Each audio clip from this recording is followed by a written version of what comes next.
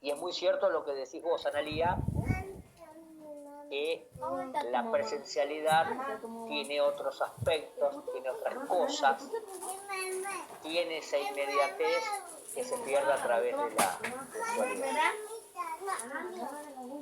Si usted que es joven, muy joven, Analía, le costó, imagínese, a mí, que tengo 56 años, adaptar a este sistema. Pero no por la edad o por el sistema, sino porque soy una persona netamente que en un aula voy y vengo y nunca me quedo quieto.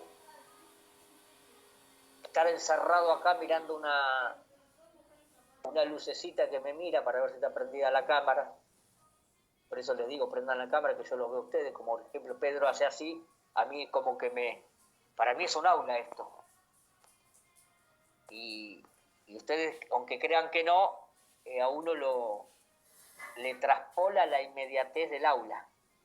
Cuando hoy Paula hacía así con la cabeza, yo me daba cuenta que no había entendido. O decía algo, Iván se reía, lo poco que puedo ver, o Felipa hacía un gesto. Bueno, esto nos ayuda también a nosotros. Porque imagínense que si yo le pongo mi foto, ustedes ponen su foto, les parece una llamada telefónica. Entonces, tenemos que ir buscándole los condimentos. Considero que con el tiempo se va a ir superando, pero para mí ha venido como para quedarse. No sé si tanto en las carreras de grado, pero sí en las carreras de posgrado. Porque a través de este sistema uno hoy puede realizar cursos internacionales, que si bien antes existían, yo no sabía que existía esta plataforma, pero puede ilustrarse y interactuar con otros lados. Es decir, no necesariamente la presencialidad va a ser el único método a utilizarse para mí acá en el... Mi hermana, profe, es médica, por ejemplo. Y nada, tipo, le agarró la pasantía a principios de la pandemia. Y está haciendo cardiología ahora. Terminó la pasantía. Y si no fuera por la virtualidad, realmente no hay forma posible de que le encaje el tiempo. Yo creo que en algunos casos facilitó muchas cosas. Por cuestiones propias del alumno, digamos. Yo, por ejemplo, que vivo medio lejos, ir al UNLAM todos los días. Yo fui solamente el curso de ingreso. Lo hice en febrero de 2020. Te trae bastantes facilidades. No, yo conozco gente que se ha ido a vivir prácticamente a otros lugares, se ha ido a asentar a otros lugares, hasta en otras provincias, y gracias a la tecnología puede seguir cursando, no esta carrera, sino cualquier otra. Pero lo cierto es que cuando vuelva a la nueva normalidad, la excepción va a ser la virtualidad y la regla va a ser la presencialidad. Ustedes cuando se anotan a una carrera con carácter presencial. Estamos en un estado de emergencia sanitaria, entonces, a efectos de que no se pierda y se les pueda garantizar, porque ustedes tienen que tener presente que están en las mismas condiciones como si estuvieran cursando. Tienen el mismo régimen de horario, tienen el mismo régimen de materias, el mismo régimen de aprobación. Ustedes saben que tienen el régimen de promoción, tienen el régimen de aprobación y tienen el régimen de los finales y de recuperatorio. Todo eso ya lo vieron, creo que no hay ninguna duda cómo es el sistema. Bueno, acá hay una particularidad, el examen es presencial. El examen es presencial y en los grupos que se armaron no existe la flexibilidad que podría existir. Bueno, yo este sábado no puedo cambiar con fulano. No. Acá es algo taxativo. Se determinan los grupos, se determinan las fechas y se determinan los alumnos. Y hay que ir. No podemos tener esa flexibilidad que tendríamos en el aula. Es decir, Si estaríamos en una normalidad, es muy factible que preguntemos el día del examen, van a estar todos juntos esperando en la puerta, adentro, y que preguntemos quién quiere dar. Hoy no podemos hacer eso, hoy tenemos que estructurarnos de alguna manera. Primero va a dar este grupo, después este grupo, después este grupo. Es decir, valga la redundancia, nos tenemos que dar un orden, el orden lógico que nos exige la situación. Pero comparto lo que dijo Analía, que quizás hay muchas cosas que se pierden que otorga la presencialidad. Es decir, y te voy a dar un ejemplo muy claro, que no quiere decir que se dé en esta comisión, pero en esta corta experiencia telemática, muchas veces termina el horario de clase y hay alumnos que siguen conectados con su foto, a los cuales uno les dice si se pueden desconectar y obviamente no están. Y no hablo de 1, 2 o 3. Son alumnos que se presentaron, se conectaron, pero después se fueron a realizar cualquier otra actividad. Y los docentes los vemos. No quiero decir que sea en este curso, pero lo he visto en varios cursos. Que termina la hora, despedimos a los alumnos, les decimos que salgan porque el docente es el último que sale, y pasan 5, 10, 15 minutos y siguen ahí conectados como si nada. Pero no aparece el alumno, aparece la fotito o la sigla. En un aula yo me voy a dar cuenta si tiene interés o desinterés, y si tiene desinterés es muy factible que lo invite con mucho respeto a retirarse, porque por ahí tiene la cabeza en otra cosa, y si su tema es el presente no tengo ningún problema. Yo acá eso no lo puedo ver.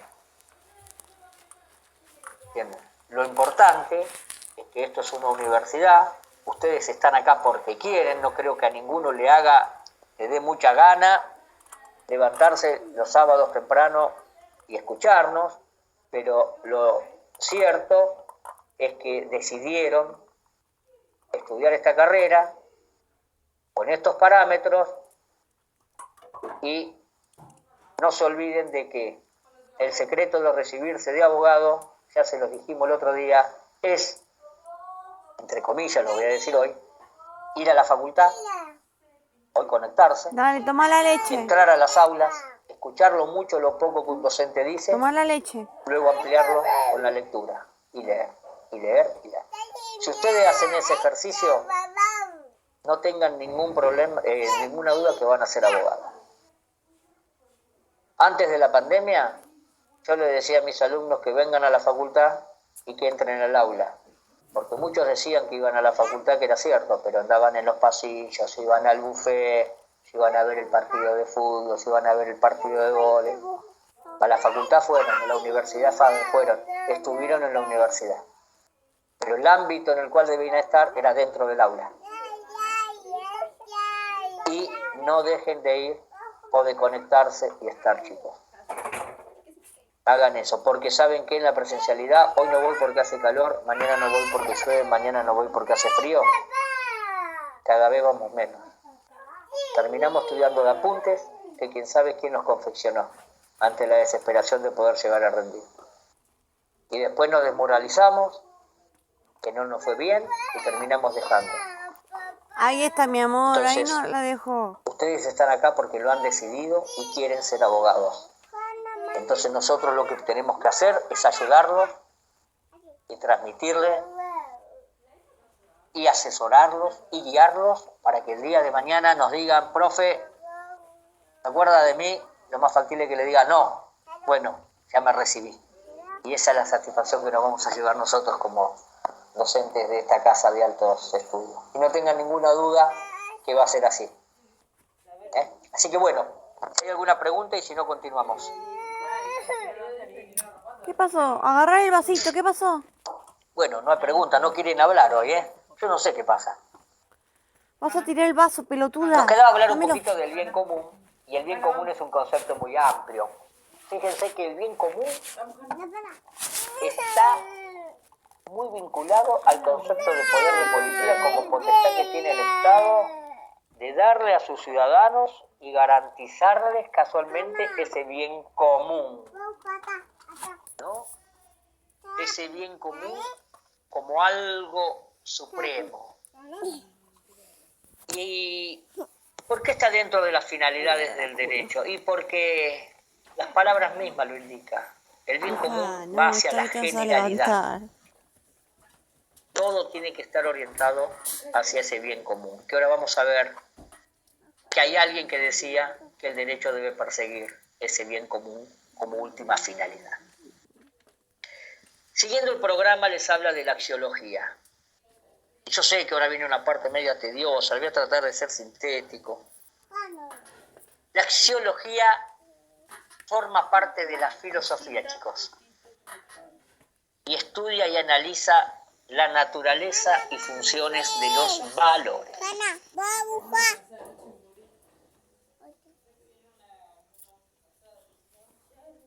Trata de llegar a los valores jurídicos puros.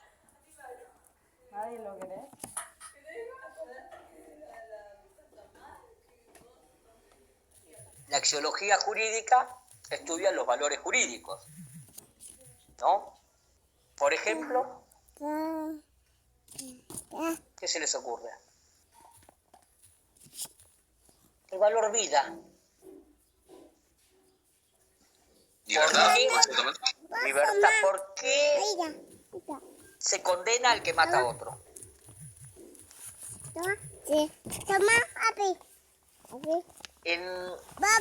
Para que veamos, algunos hablan de los llamados derechos subjetivos. Llámese derechos subjetivos a los derechos que le corresponden al hombre por el solo hecho de ser hombre. Otros a los derechos subjetivos dicen, más que subjetivos, son humanos. Y entre ellos está la vida, la libertad, la igualdad, la propiedad. ¿Por qué te sacaste la media? ¿Entienden?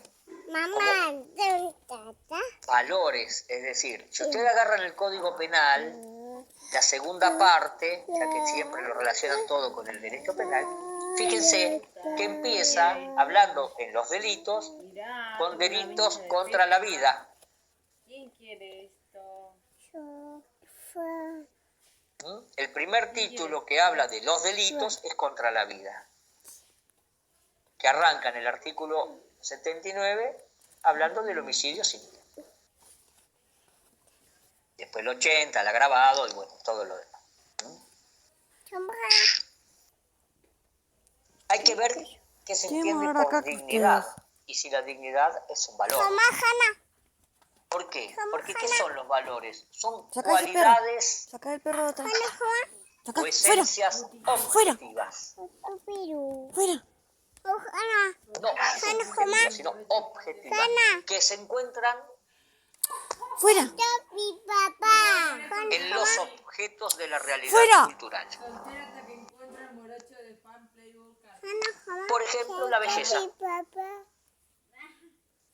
la santidad, la bondad.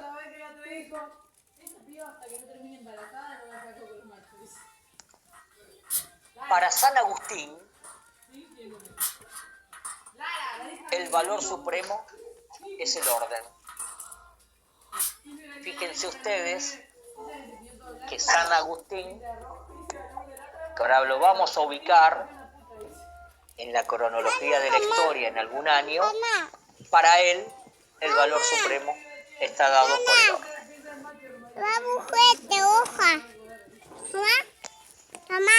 Viendo la evolución del concepto ¡Fuera! de justicia, ¡Fuera, perro de mierda! tenemos que comenzar con Trasímaco.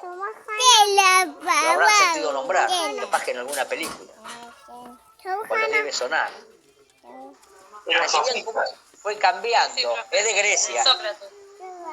Un sofista. Sí. ¿Saben qué Pertenece decía? Que lo justo es lo que le conviene al más fuerte, Madison, basta. al poderoso. Madison, basta. Madison, basta, te dije. Sari, me está lastimando la pierna, Madison. Fíjense, ¿no? Es decir, la justicia es lo que le conviene al más fuerte. Ana, ¿Qué concepto ponete bien, dale. peligroso de justicia? Si lo trasladamos a lo que nosotros creemos que es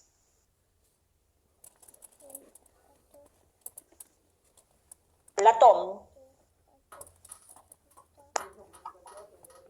que está en el 400 antes de Cristo, 420 y pico, ¿no? Estamos hablando antes de Cristo. Fuera.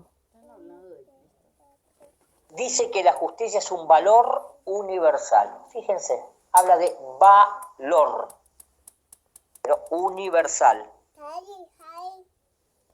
que está volcada a cada hombre en su actitud con la sociedad.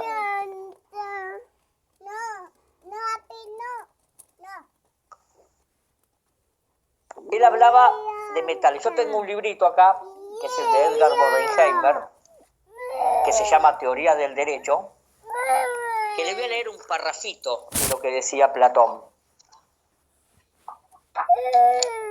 para que vean el concepto de justicia que él nos traía. Y Si hablo Maika muy no lento tiene. me avisan, porque yo no sé, porque a veces toman apunte, a veces los veo que no escriben, bueno, pero si no me avisan, si no hablo más rápido. No, mejor, profesor. Así tomamos apuntes. Está mejor, sí, es mejor. Yo estoy tomando apunte. Bueno, yo no sé dictar, yo hablo, por eso si vuelvo para atrás le voy a cambiar las palabras. Escúchenme una cosa, Platón decía, Jana, ¿vos para que pelotuda veamos, venís acá? ciudadanos, sois hermanos, pero el Dios que os ha formado, os ha hecho de modo distinto. Ha hecho entrar oro en la composición de los más capaces de mandar, que son los de más valía. Ha mezclado plata en la composición de los auxiliares, hierro y bronce en la de los labradores y artesanos. Y acá aparece algo que es fundamental. Por lo general, engendraréis hijos semejantes a vosotros. No entendieron nada, pero lo vamos a explicar. Lo que pasa es que Platón hace como una clasificación de estratos sociales de a qué se debe dedicar cada estrato. O sea, los filósofos se tienen que dedicar a la política, los del estrato medio son creo que al ejército y los de más abajo son los trabajadores, digamos, y cada uno tiene que cumplir su rol en esa sociedad, algo así. También nos decía, y ahora lo vamos a analizar, porque podemos hablar de Aristóteles, Ojo. Yo sé que por ahí no es lo que ustedes quieren ver, pero tenemos que verlo y hablar un poquito de la filosofía. Dice Platón, Dios ordena a los magistrados como primer principio y por encima de todo, fíjense, Dios ordena, Ojo, a los magistrados como primer principio y por encima de todo, que vigilen y observen atentamente a los niños buscando cuál es el metal que ha entrado en su composición. Si el hijo de un padre perteneciente a una de las dos primeras clases tiene mezcla de bronce y hierro, la naturaleza ordena un trastrueque de rangos.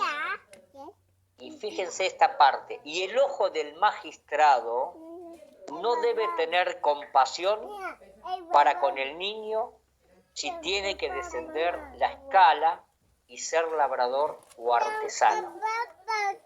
Así como puede haber hijos de artesanos que teniendo mezcla de oro y plata deben ser honrados elevándose al rango de guardianes o auxiliares, porque la polis perecerá cuando la guarden el hierro y el bronce.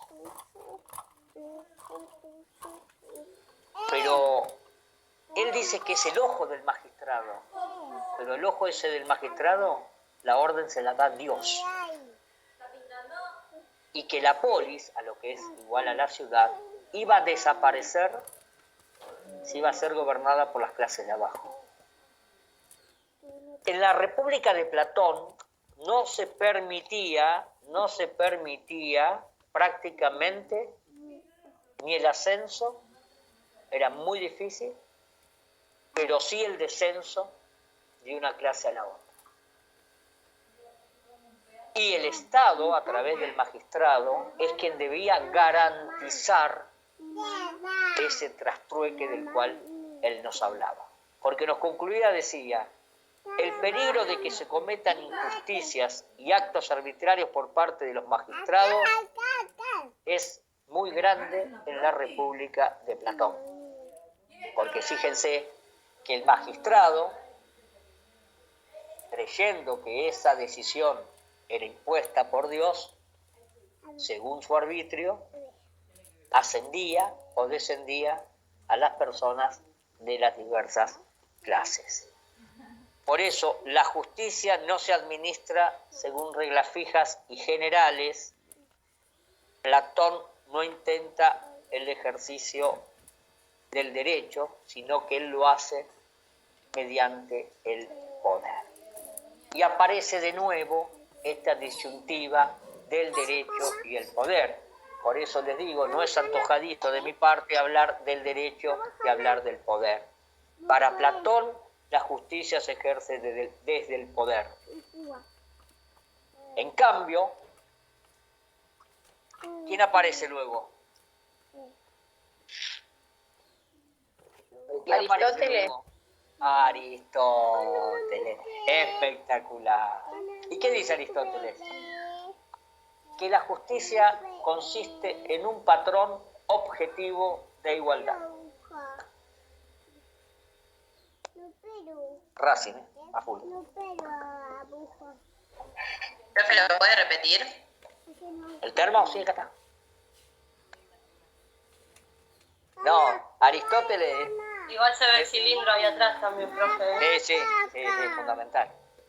Aristóteles nos dice que la justicia consiste en un patrón objetivo de igualdad.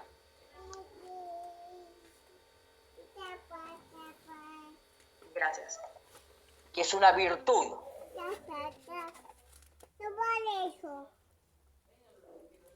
Y que consiste en un equilibrio entre extremos. Entendiéndola como un punto medio entre la temeridad y la cobardía.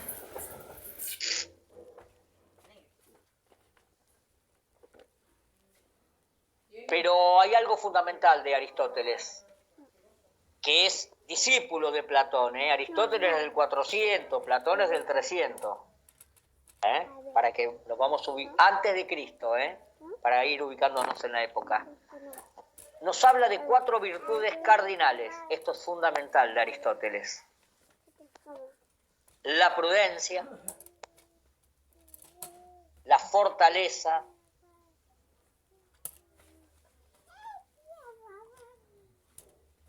la templanza,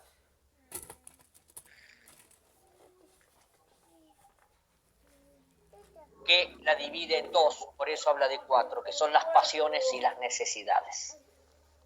Fíjense, la prudencia está orientada hacia el intelecto, la voluntad hacia la fortaleza y la templanza son las pasiones y necesidades. ¿Qué significa esto? ¿Por qué se dice que una de las características que deben tener aquellas personas que detentan el poder, ejercen alguna magistratura o están en un cargo importante dentro de una empresa, ya sea pública o privada, del Estado o privada, siempre se requiere que tengan templanza? Es una palabra que ustedes habrán escuchado mucho. Ha perdido la templanza. Casualmente es no exponer las pasiones ni las necesidades en ese caso concreto. Utilizar la prudencia, la fortaleza que uno tiene para resolver en forma tranquila. La templanza es tener la tranquilidad al momento de tomar una decisión. en el momento justo y no en forma apresurada, conforme quizás a algo contrario de lo que nos diga nuestro intelecto. Y es fundamental porque una de las características que se requiere a los jueces es eso, la templanza. Y pero ya lo venía diciendo Aristóteles. ¿Qué hizo Aristóteles? ¿Cuál es la cuarta virtud, profesor? La cuarta virtud de la que mezcla con la templanza las pasiones y las necesidades. Por eso habla de 4. Una habla de la prudencia, la otra habla del intelecto, la otra las pasiones y las necesidades. Lo que pasa es que tanto las pasiones como las necesidades están dentro de lo que él considera la templanza. Pero nos habla de diversas clases de justicia. Van a encontrar, según los libros, de una manera o de otra. Justicia correctiva, justicia distributiva, justicia conmutativa. Nosotros lo vamos a ver bien y vamos a decir que hay una justicia distributiva, que nos decía Aristóteles, que consiste en asignarle a cada ciudadano los derechos públicos y privados. Asignarle a cada ciudadano los derechos públicos y privados que le corresponden. ¿Sería una justicia entre particulares? Al revés. ¿Esa es la conmutativa? Claro, porque ahora le voy a explicar el porqué. Que se corresponden, yo les dije, pero en virtud de su contribución al bien común. ¿Entiende? No me había dejado terminar la definición. Perdón. No, Pedro, está bárbaro. En cambio, la retributiva, conmutativa, ¿no? Es la que regula las relaciones de cambio.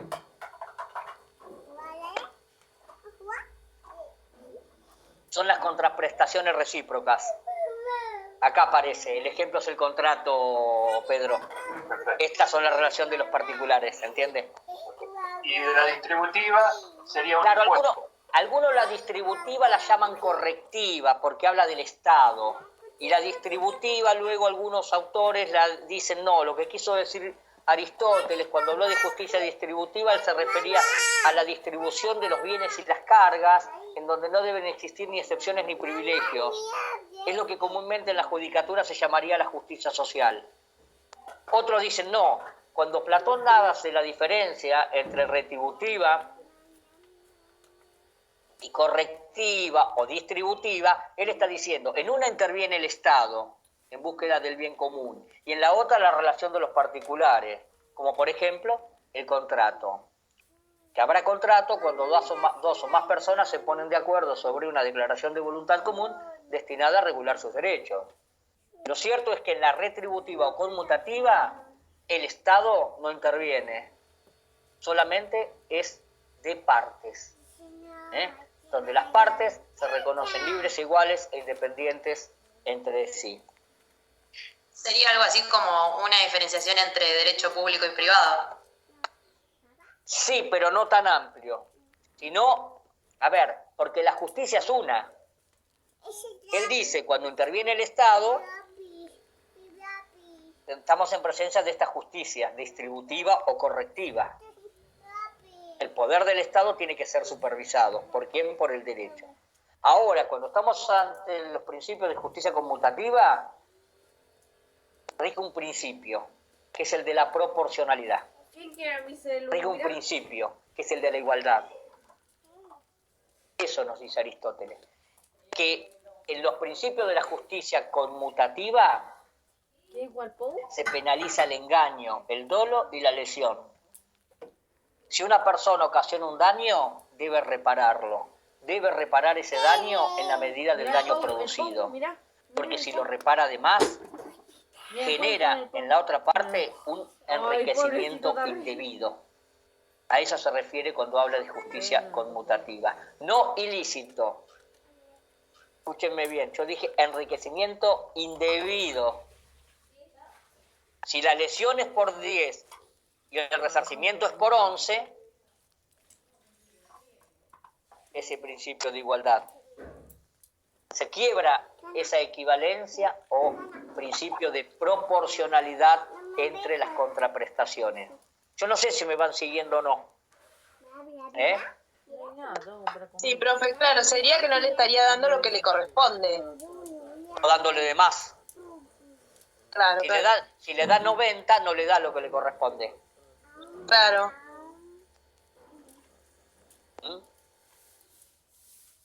A ver, ¿por qué en la justicia conmutativa se penaliza la lesión? Vamos a verlo con un ejemplo.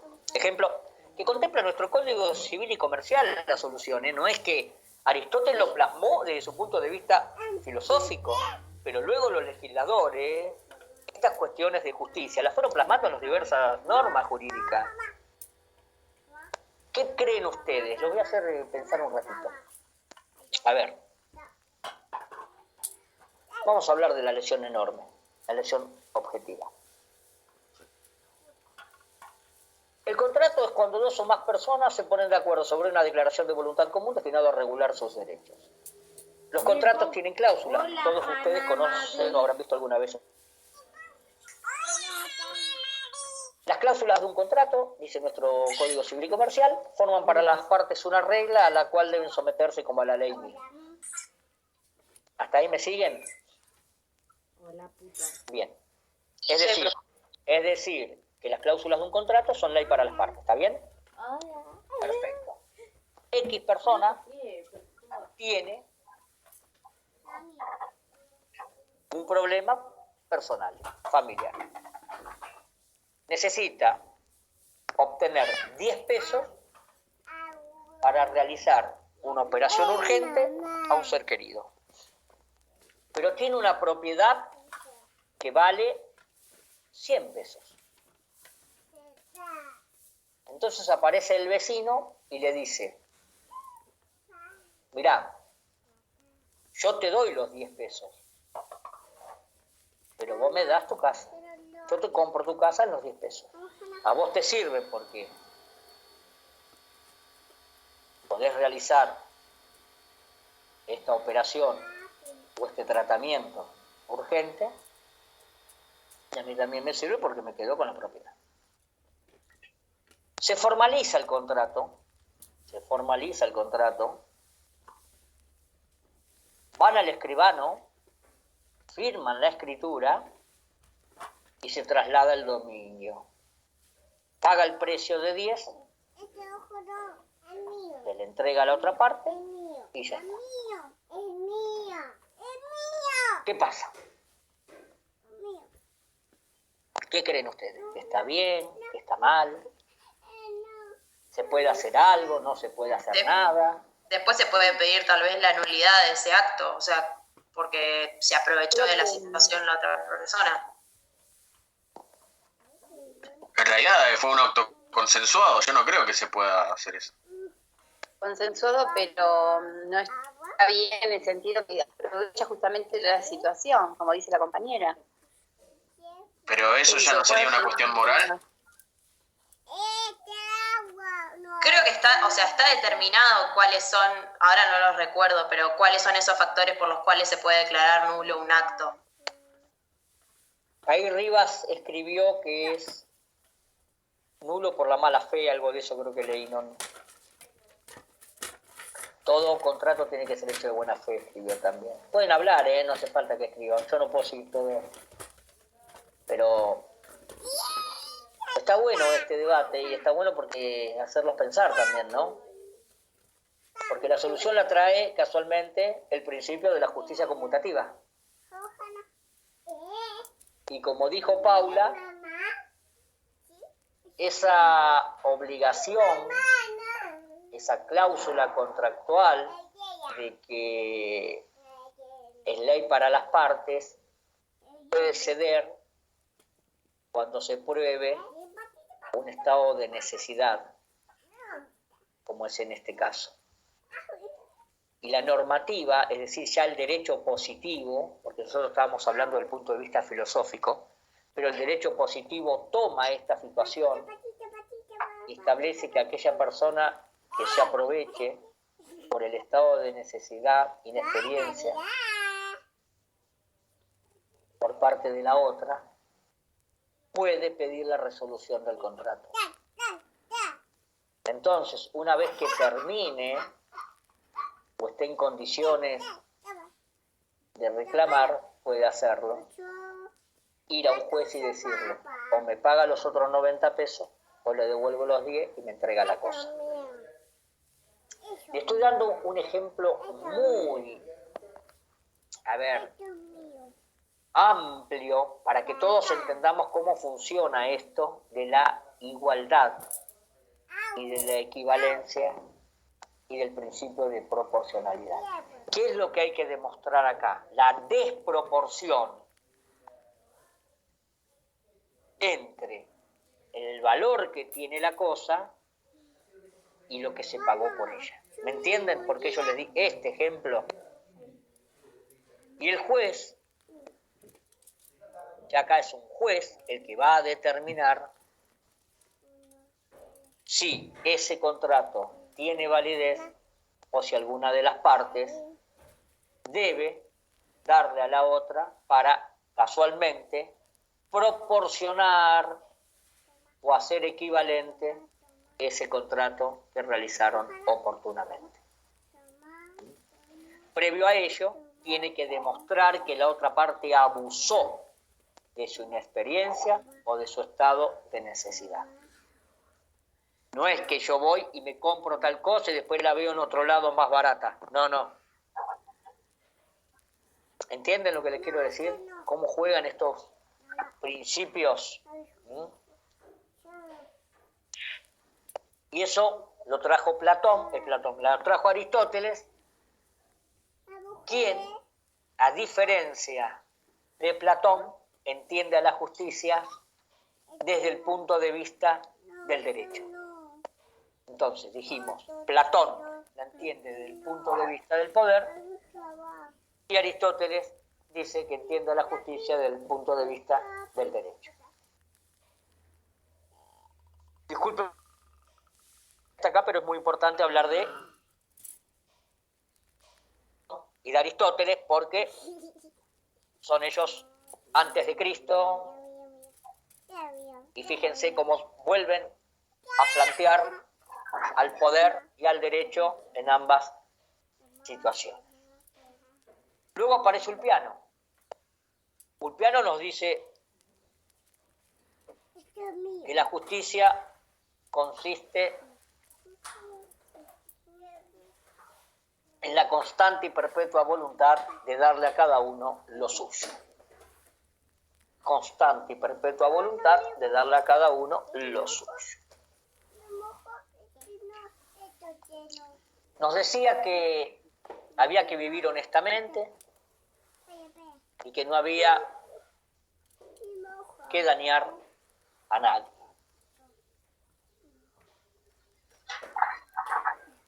Pero ya después de Cristo aparece San Agustín.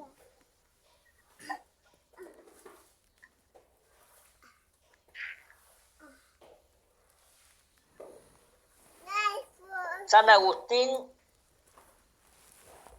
es del 300 y pico después de Cristo, ojo. Fíjense que ya estamos unos cuantos años.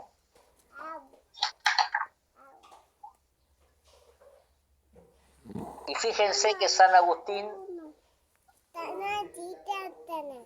hoy nos decía que el valor supremo es el orden. ¿Recuerdan eso? Que yo se los dije. Muy bien.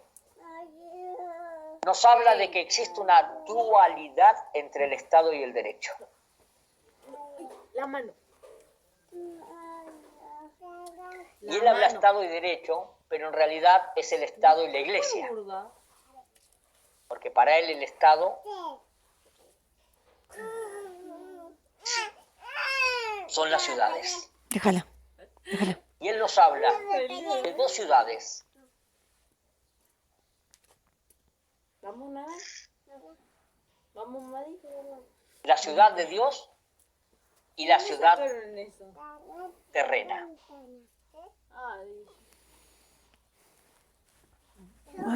La ciudad de Dios, obviamente ya todos sabemos lo que es. Pero decía que la terrena era el producto del pecado. Vaya cosas si las hay. Pero hace una gran comparación entre esa ciudad de Dios y esa ciudad terrena. Porque dice que la justicia solo